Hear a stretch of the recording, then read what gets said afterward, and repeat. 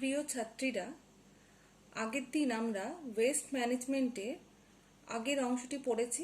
আজকে আমরা তার পরবর্তী অংশটি জানব ক্লাস 10-এর জন্য। আগের অংশে আমরা জেনেছিলাম বায়োডিগ্রেডেবল এবং নন বায়োডিগ্রেডেবল পদার্থগুলি। আজকে আমরা দেখে নেব এই বায়োডিগ্রেডেবল এবং নন বায়োডিগ্রেডেবল পদার্থগুলির মধ্যে পার্থক্য কি কি।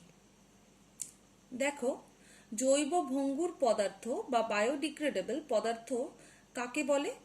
যে পদার্থ বিয়োজক দ্বারা সরল উপাদানে বিশ্লেষিত হয় তাদের জৈব ভঙ্গুর বলে।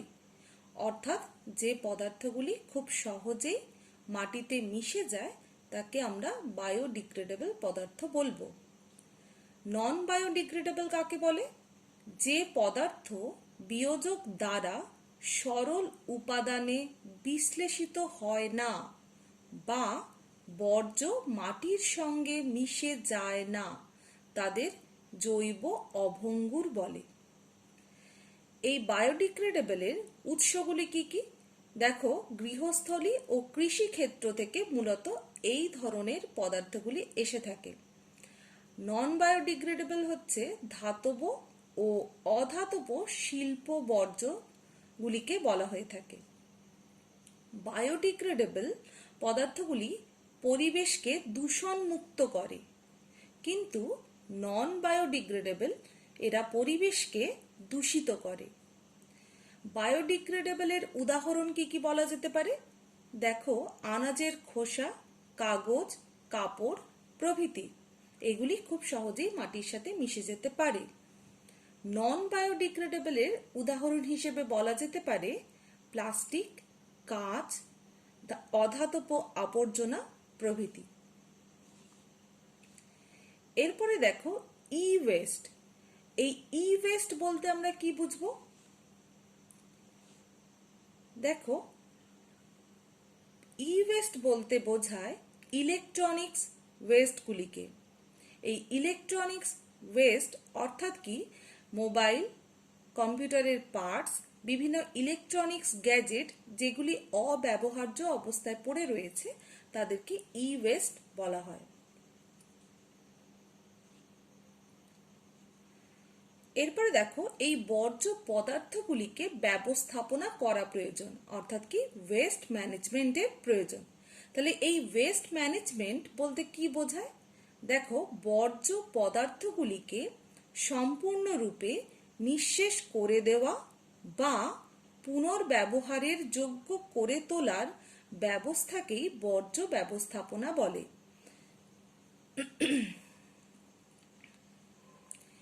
এই বর্জ্য ব্যবস্থাপনা করতে গিয়ে 3R নীতি ব্যবহার করতে হয়। তাহলে জানতে হবে এই 3R নীতিটা কি, বা 3R বলতে আমরা কি বুঝবো। দেখো, 3R বলতে বোঝায় রিডিউস, রিইউজ, রিসাইকেল।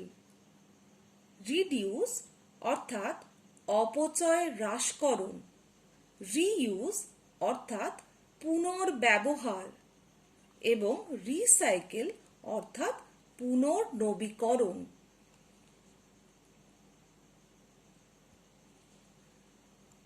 এই বর্জ্য ব্যবস্থাপনা কোনো একটি কাজ নয়, একাধিক কাজের সমষ্টির দ্বারা এই বর্জ্য ব্যবস্থাপনা করা হয়ে থাকে। দেখো, এখানে পর্যায়ক্রমিকভাবে এই বর্জ্য ব্যবস্থাপনার পদ্ধতিগুলি দেওয়া রয়েছে, অর্থাৎ কি? বর্জ্য ব্যবস্থাপনার ক্রমানুযায়ী সাজানো রয়েছে। প্রথমেই দেখো রয়েছে পরিহার বা পরিত্যাগ, অর্থাৎ আমরা যে পদার্থগুলিকে ব্যবহার করছি সেগুলিকে পরিহার বা পরিত্যাগ করতে হবে, অর্থাৎ যেগুলি আমাদের প্রয়োজন নয় সেগুলি আমরা ব্যবহার করব না। এরপরে দেখো অপচয় হ্রাসকরণ, অর্থাৎ কি? পদার্থগুলির অপচয় কমাতে হবে। পদার্থগুলির অপচয় কমলে এই বর্জ্যের পরিমাণও কমে যাবে। পুনর্ব্যবহার করতে হবে, অর্থাৎ যে পদার্থগুলি আমরা বারবার ব্যবহার করতে পারি সেই পদার্থগুলিকে বারবার ব্যবহার করতে হবে।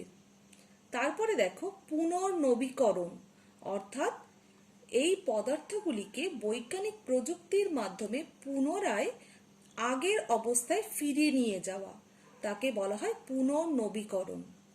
তারপরে দেখো শক্তি পুনরুদ্ধার, অর্থাৎ এই প্রক্রিয়াগুলি ব্যবহার করার মাধ্যমে আমরা শক্তি পুনরুদ্ধার করতে পারি বা সম্পদকে পুনরুদ্ধার করতে পারি।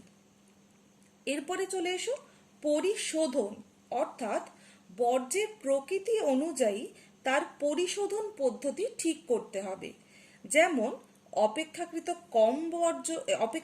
কম ক্ষতিকারক যে বর্জ্যগুলি রয়েছে তার সাহায্যে আমরা জৈব সার প্রস্তুত করতে পারি, এবং যেগুলি অপেক্ষাকৃত ক্ষতিকারক বর্জ্য তাদেরকে আমাদের অপসারণ করতে হবে।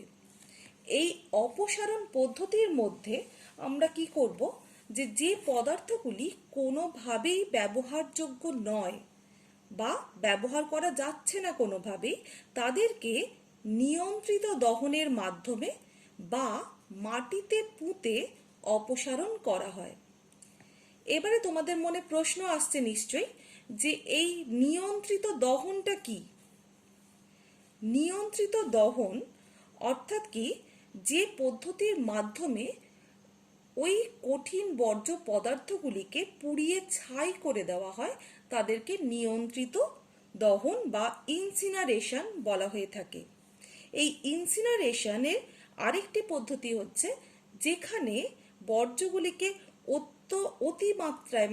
অতি উচ্চ তাপমাত্রায় অক্সিজেনের অনুপস্থিতিতে দহন করা হয়, তখন তাকে পাইরোলিসিস বলা হয়। অর্থাৎ অক্সিজেন যদি যুক্ত থাকে তখন তাকে ইনসিনারেশন, এবং অক্সিজেন যদি যুক্ত না থাকে তখন তাকে পাইরোলিসিস বলা হয়। এই ইনসিনারেশন ও পাইরোলিসিস পদ্ধতিকে একত্রে তাপীয় শোধন বা থার্মাল ট্রিটমেন্ট বলা হয়ে থাকে।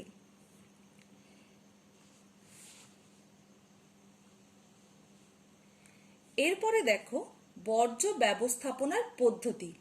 এই বর্জ্য ব্যবস্থাপনার পদ্ধতির মধ্যে দেখো বর্জ্য পৃথকীকরণ, অর্থাৎ যে বর্জ্য পদার্থগুলি প্রত্যেকদিন সঞ্চিত হচ্ছে তাদেরকে পৃথক করতে হবে। অর্থাৎ কি, শুষ্ক বর্জ্য এবং আর্দ্র বর্জ্য এগুলিকে আলাদা আলাদাভাবে সংগ্রহ করা প্রয়োজন। এরপরে দেখো ভরাটকরণ বা ল্যান্ডফিল। এই ভরাটকরণের মাধ্যমে কোনো পরিত্যক্ত জমিতে গভীর গর্ত খনন করে সেখানে কঠিন বর্জ্যগুলিকে সঞ্চয় করে রাখা হয় এবং তার ওপরে আবার মাটি চাপা দিয়ে দেওয়া হয়। এর ফলে এই কঠিন বর্জ্যগুলি খুব সহজেই মাটির সঙ্গে মিশে যেতে পারে। তবে এক্ষেত্রে কতগুলি সমস্যার সৃষ্টি হয়। এইভাবে বর্জ্য ভরাটকরণের মাধ্যমে তরল লিচেট উৎপন্ন হয়। এই তরল লিচেটটা কি, তরল বর্জ্যগুলিকে তরল লিচেট বলা হয়। এগুলি খুব সহজেই ভৌম জলকে দূষিত করার একটা সম্ভাবনা দেখা যায়। এরপরে দেখো কম্পোস্টিং। এই কম্পোস্টিং কি, জৈব বর্জ্য পদার্থগুলিকে কম্পোস্ট করা হয়, অর্থাৎ কি বিভিন্ন ধরনের ব্যাকটেরিয়া এবং ছত্রাকের মাধ্যমে এইগুলির দ্বারা জৈব সার প্রস্তুত করার পদ্ধতিকে কম্পোস্টিং বলে। এই কম্পোস্টিং পদ্ধতিতে অনেক সময় কেঁচোর ব্যবহার করা হয়, তখন তাকে ভার্মি কম্পোস্টও বলা হয়ে থাকে। এরপরে চলে এসো দেখো নিষ্কাশন। বিভিন্ন পাইপলাইনের মাধ্যমে দূষিত জলকে সংগ্রহ করে একটি জলাধারের মধ্যে সেগুলিকে সঞ্চয় করে রাখা হয় এবং সেগুলিকে বিভিন্ন বৈজ্ঞানিক প্রযুক্তির মাধ্যমে শোধন করে পুনরায় সেগুলি পরিবেশে ফিরিয়ে দেওয়া হয়। এরপরে দেখো স্ক্রাবার। এই স্ক্রাবার হচ্ছে বায়ু দূষণ নিয়ন্ত্রণের একটি যন্ত্র। এই স্ক্রাবারের মাধ্যমে দূষিত বায়ুর মধ্যে যে সমস্ত দূষিত কণাগুলি রয়েছে সেগুলিকে আলাদা করা হয় এবং পরিশুদ্ধ বায়ু বাতাসে মুক্ত করা হয়। দেখো এখানে ছবির মাধ্যমে পাশেই দেখো একটা স্ক্রাবারের যে অভ্যন্তরীণ যে গঠন রয়েছে সেটা এখানে দেখানো রয়েছে। দেখো, ভাগীরথী হুগলি নদীর ওপর বর্জ্যের কি প্রভাব পড়ে। 1 নম্বরে দেখো, জলের প্রকৃতি পরিবর্তন হয়, অর্থাৎ কি জলের যে গুণগত মান সেটা নষ্ট হয়। নদীর নাব্যতা হ্রাস পায়, অর্থাৎ কি নদীর যে গভীরতা সেটা কমে যায়, তার ফলে নৌ চলাচলের অসুবিধা দেখা দেয়। তারপরে দেখো, জলবাহিত রোগের সংক্রমণ ঘটে, অর্থাৎ কি এই ধরনের বর্জ্য যদি জলের সঙ্গে মিশে যায় তাহলে স্বাভাবিকভাবে সেই জলের মাধ্যমে বিভিন্ন ধরনের রোগ সংক্রমণের সম্ভাবনা দেখা দেয়। তারপর দেখো, জলজ বাস্তুতন্ত্রের ক্ষতি হয়, অর্থাৎ কি জলের মধ্যে যে সমস্ত উদ্ভিদ এবং প্রাণী প্রজাতি বসবাস করে তাদের ক্ষতি হয়। কৃষি জমির ওপর প্রভাব, অর্থাৎ কি এই নদীর দূষিত জলের মাধ্যমে যদি কৃষি কাজ করা হয় তাহলে সেক্ষেত্রে সেই কৃষি জমিও দূষিত হয়ে যেতে পারে। আর তারপরে দেখো লাস্টে রয়েছে বন্যার সম্ভাবনা বৃদ্ধি, অর্থাৎ কি নদীতে যদি প্রচুর পরিমাণে বর্জ্য সঞ্চিত হতে থাকে তাহলে নদী গভীরতা হ্রাস পাবে এবং বর্ষাকালে যখন অতিরিক্ত বৃষ্টিপাত হয় তখন নদীতে বন্যার সৃষ্টি হতে পারে। তাহলে এই যে এই সমস্যাগুলি সমাধানের জন্য কতগুলি ব্যবস্থা গৃহীত হয়েছে। সেই ব্যবস্থাগুলি কি কি দেখে নেওয়া যাক। পশ্চিমবঙ্গে 34টি ময়লা জলের পরিশোধক প্ল্যান্ট গঠিত হয়েছে।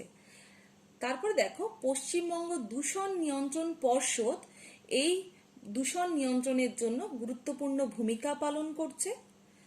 গঙ্গা অ্যাকশন প্ল্যান বা GAP, যেটি 1986 সালে গঠিত হয়, এবং নমামি গঙ্গে, যেটি 2014 সালে গঠিত হয়, এই ধরনের দুটি পরিকল্পনা গৃহীত হয়েছে যার মাধ্যমে এই গঙ্গা নদীর দূষণ রোধ করা হচ্ছে। আচ্ছা, এই চ্যাপ্টার থেকে আমি কতগুলো প্রশ্ন তোমাদের দেখো ওয়ার্কশিটে দিয়ে দিয়েছি। তোমরা এই প্রশ্নগুলি নিজেদের খাতায় প্র্যাকটিস করবে এবং স্কুল খুললে আমাকে এই প্রশ্নগুলি দেখাবে। আর যদি কোনো সমস্যা থাকে তাহলে আমাকে নিশ্চয়ই কমেন্টে তোমরা জানাবে।